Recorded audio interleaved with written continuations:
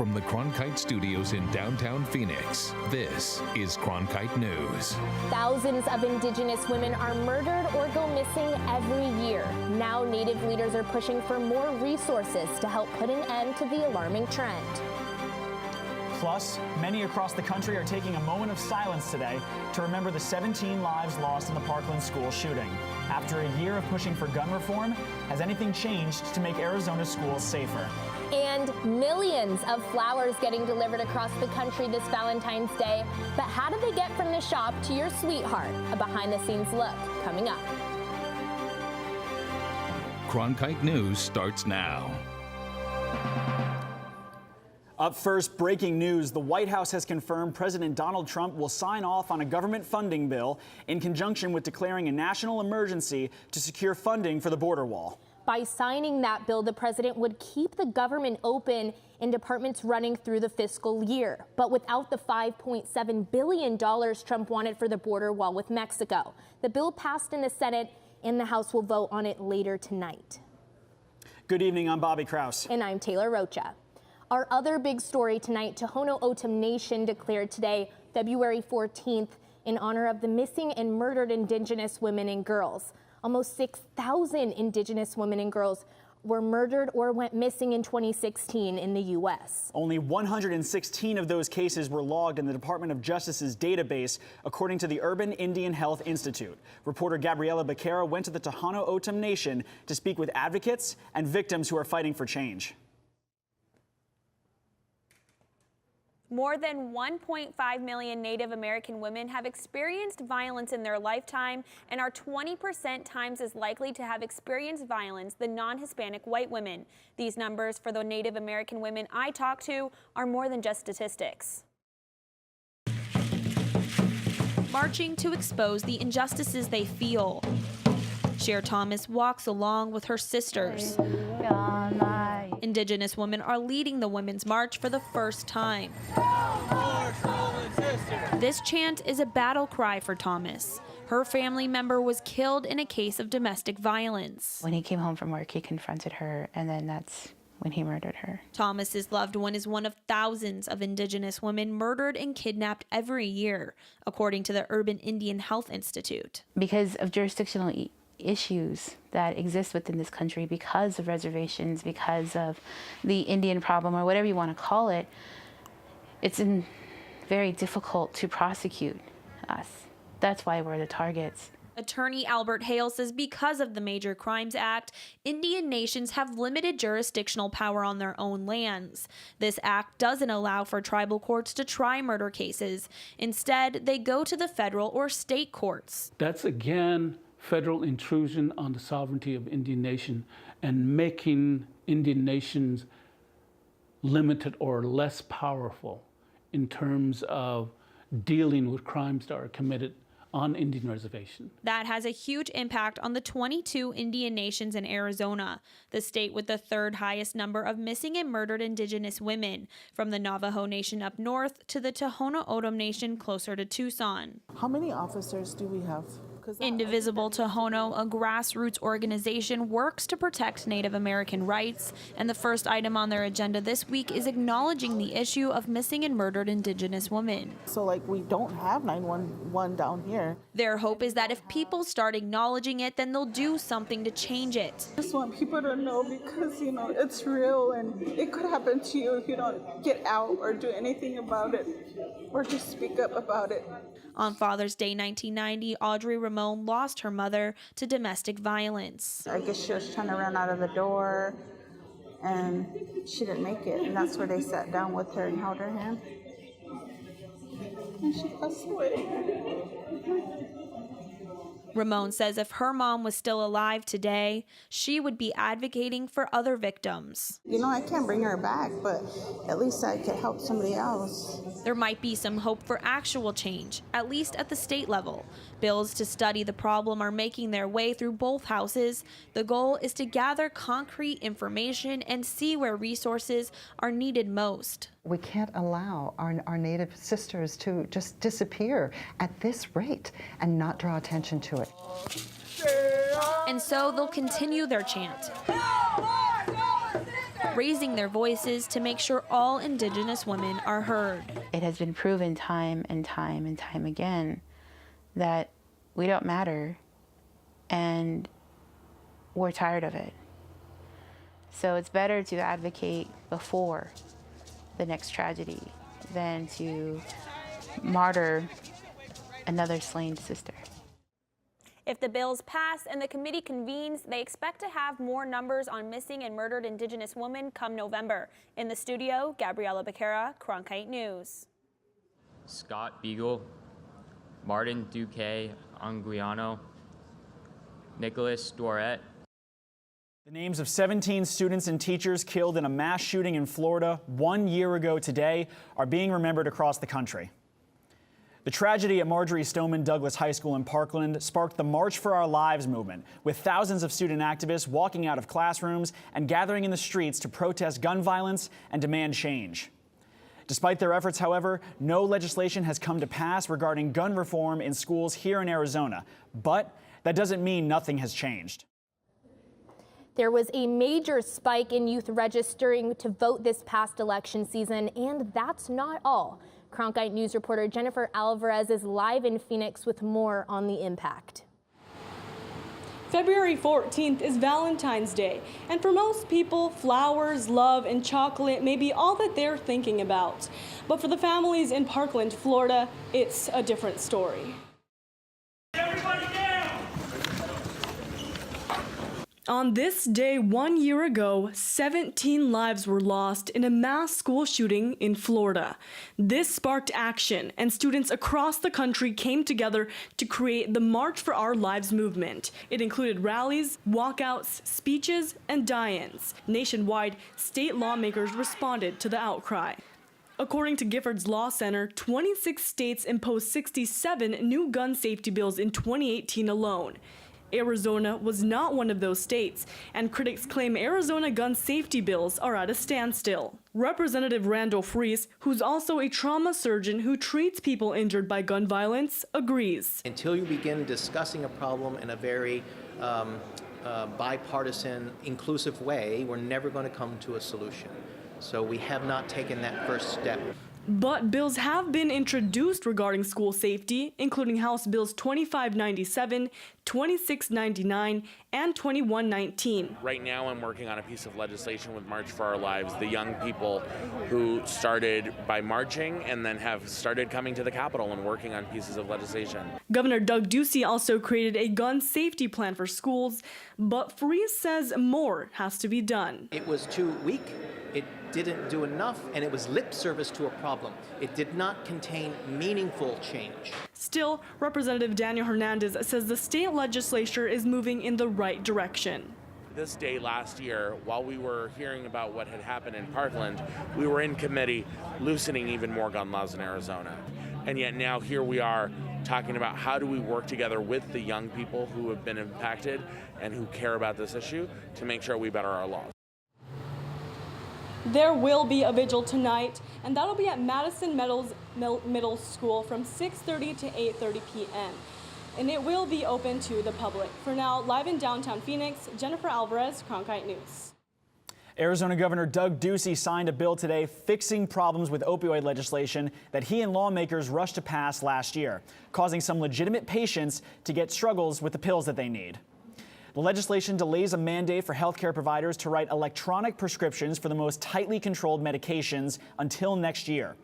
Last year's bill created a variety of problems. It unintentionally prevented physician assistants from prescribing opioids for more than 3 days, and it left no legal way to write scripts if the electronic system went down. The Arizona State Senate's Commerce and Public Safety Committee postponed the discussion of Senate Bill 1158 today for the second time in the past week. The bill would legalize sports gambling in Arizona. The author of the bill, Senator Sonny Borelli, said 3 Native American tribes were against the bill. SB 1158 would allow legal sports gambling in Arizona on Native American land and elsewhere through electronic kiosks in certain types of liquor serving establishments. All of this would be operated by Native American tribes with existing tribal state gaming compacts. They think that this should be negotiated in the compact, which is the furthest from the truth, because it has to be done legislatively to approve sports betting before it can go in the compact. And they're trying to hijack this issue to strengthen their own position, which weakens the position of the smaller tribes. Okay. Well, I have a lot of small tribes in my district, and I'm not going to stand for being bullied by anybody. Cronkite News reached out to the Gila River Indian community, the Salt River Pima Maricopa Indian community, and Fort McDowell Yavapai Nation, the three tribes Senator Borelli referenced, for comment, but we have not heard back. Taking a live look now from our Cronkite News weather cam, you can see some storm clouds rolling into the valley. Jody Guerrero is tracking the wintry weather system. And Jody, will the rain put a damper on Valentine's plans across Arizona tonight? No, it shouldn't ruin any plans. Just make sure you're extra careful on the roads tonight. The temperature for the rest of the night should be in the high 50s. Around 9 p.m. is when you're going to see it just start to sprinkle a little bit. And then by 10 p.m., the rain should be completely gone and only clouds. Coming up next, I'll give you your 7-day forecast. Arizona State University and the University of California, San Diego will be teaming up to find blood-based biomarkers of the Parkinson's disease. The 600-participant study will look at both people with Parkinson's and people without. Researchers will be monitoring those with Parkinson's closely to see if there are changes in their DNA over time as the disease progresses. They hope this study will give them a better understanding of the disease in order to lead to earlier diagnosis and treatment. Class is in session, but it's not always in the classroom. One Phoenix family says homeschooling was the best decision they ever made in providing a better special needs education for their kids. They spoke with Madeline Haller about teaching their 11-year-old quadruplets in the comfort of their own home. Back in 2007, quadruplets were born to Michelle and John Harris, 13 weeks premature. Only 3 of the 4 survived, James, Joseph, and Margaret. When mom Michelle learned about their various special needs, she proposed the idea of homeschooling. I think in the end, he will be a better rounded, better educated person by the fact that I was able to take control of his education and teach him at home. Now at 11 years old, James Harris speaks from experience that homeschooling can be fun. When you get to just take in the knowledge and then you can be able to use it in the future for something important, you know, like being an astronaut or being an engineer. You know, stuff like that. It's really exciting to me personally. Dad John is a public school educator by day and a father by night. He was originally against the idea of homeschooling, but later realized that Michelle's suggestion recognized that special education elsewhere may not be adequate. I supported it because I saw that the amount of resources that were given in the state were not enough, and there was no way that our home district would be able to provide the services that our kids would need. There was just no way. The Harrises are able to educate their kids, put the 3 and after school activities alongside their therapy sessions through the use of funding through the Empowerment Scholarship account.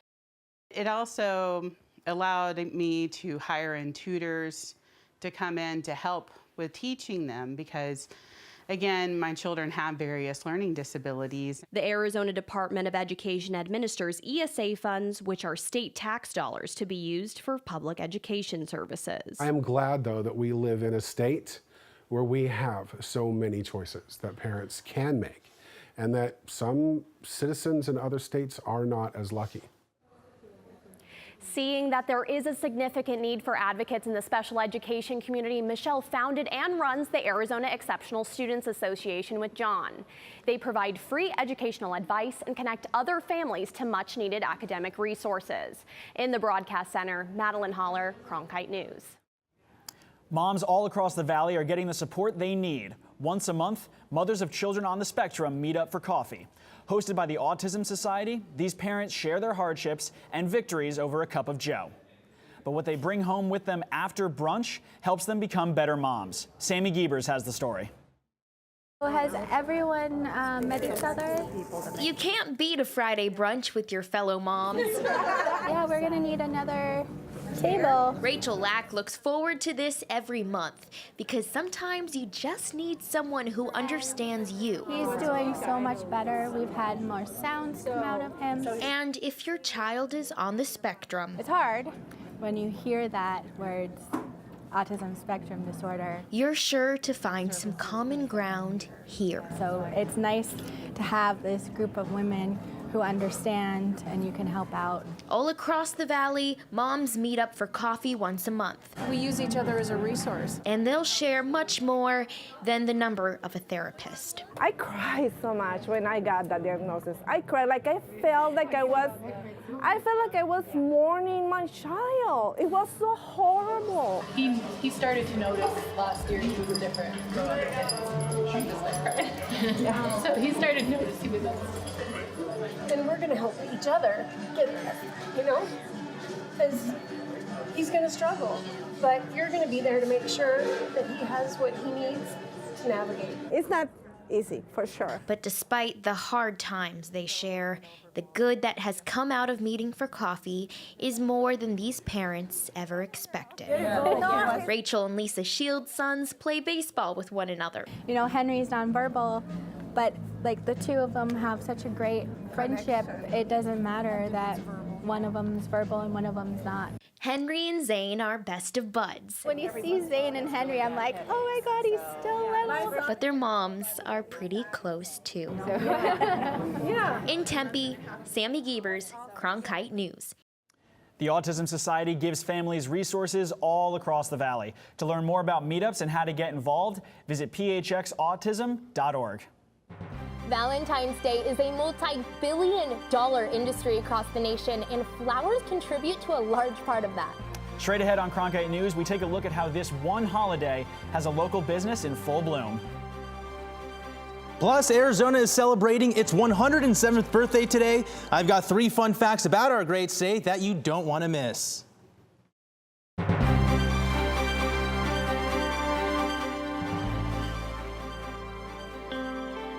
As journalists at Cronkite News, we report on stories that matter to you by focusing on the local impact. We dig deeper and work tirelessly to keep you informed. Live in Wickerburg. Live in Los Angeles. In Cleveland. In Washington. In Louisville. From Jerusalem. Live in Philadelphia. From around the world to right here in Phoenix. At Cronkite News, we report the facts and stick to the truth.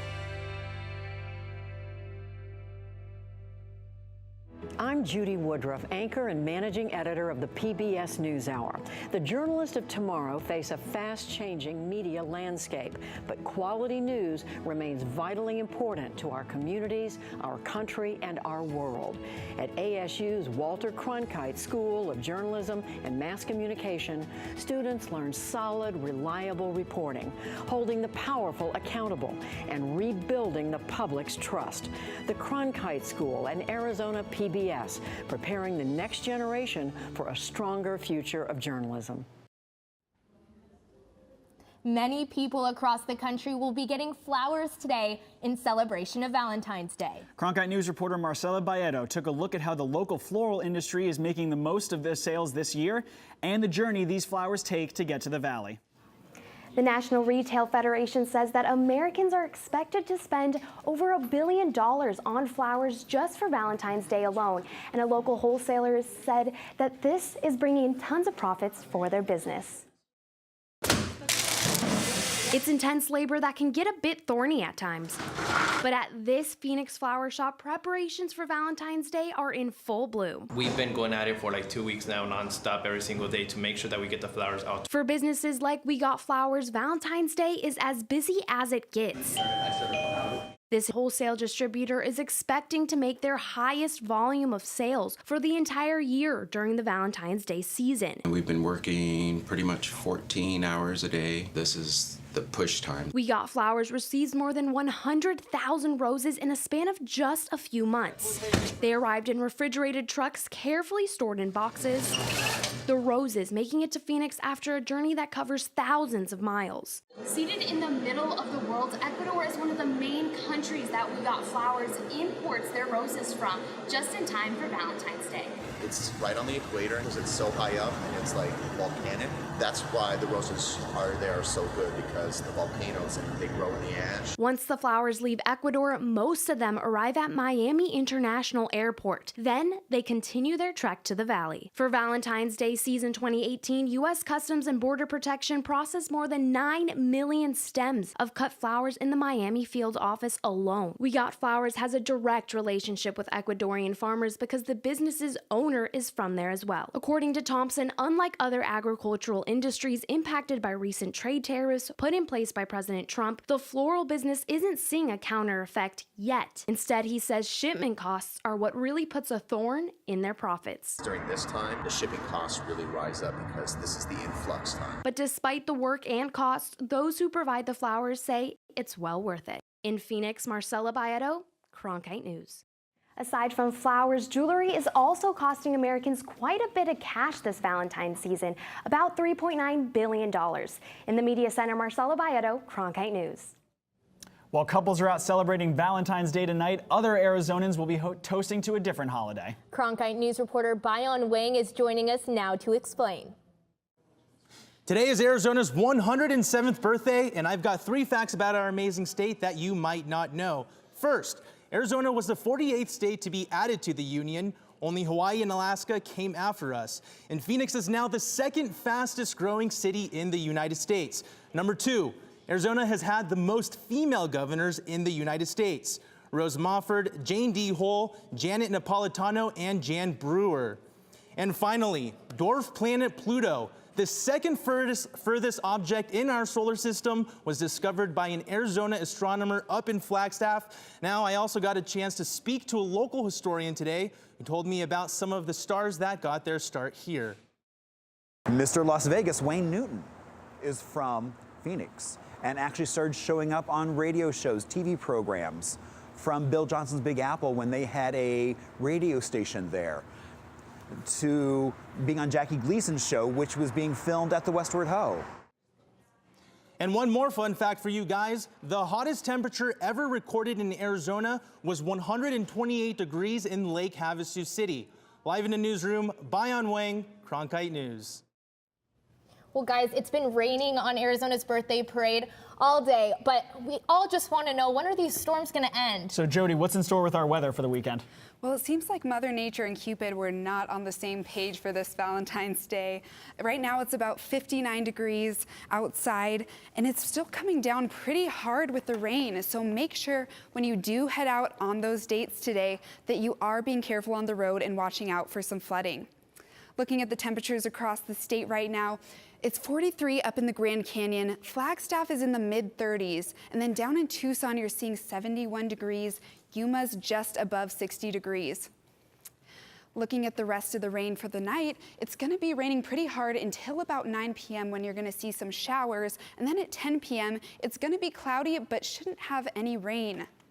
Looking at your 7-day forecast, it's going to be pretty cloudy for the rest of the weekend. The highs in the 50s and 60s, lows in the 40s. Your President's Day is going to be at 53. You're going to see some showers later on. And then that's all I have for you today. For Cronkite News, I'm Jody Guerrero. Valentine's Day is a day to celebrate the ones you love. But one local couple is celebrating a lot more. Up next, how a married couple is using their love to pave the way for success in Sun Devil Gymnastics.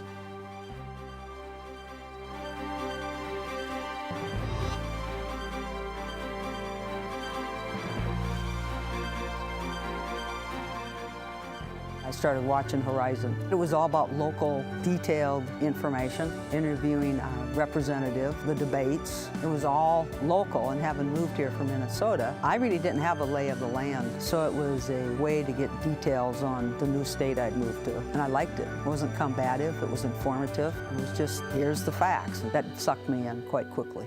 For more information about including Arizona PBS in your future plans, visit azpbs.org/giving.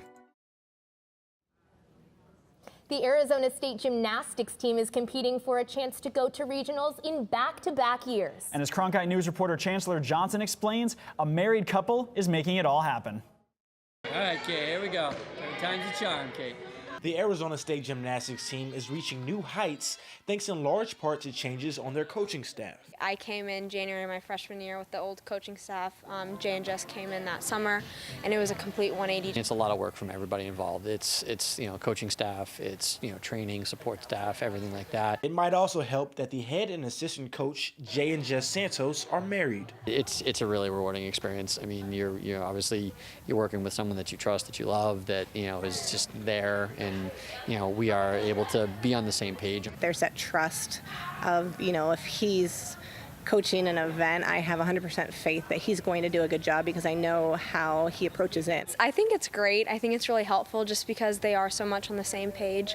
It's a great chemistry for us as well as the team, so I personally really like it, and I know the team does as well. As both spouse and co-workers, they admit that it can be challenging sometimes, but it's a balancing act. Whether it's just with our kids or things like that, and enjoying some of that time away is the challenging part for us. We go home and it's a lot of you take this kid, I'll take this kid, and we'll get this done. And then when we come here, it's all about business. While most couples will enjoy a night out for Valentine's Day, they'll be with the team for a meet, but they plan to celebrate the holiday on a different evening. We don't have any big plans on the road, but we've talked about finding some time when we come back and we're home to get a night and go out to dinner, something like that, and then find some time. The Santos squad will compete in Oklahoma City Friday at the Perfect 10 Challenge. In Tempe, Chancellor Johnson, Cronkite News.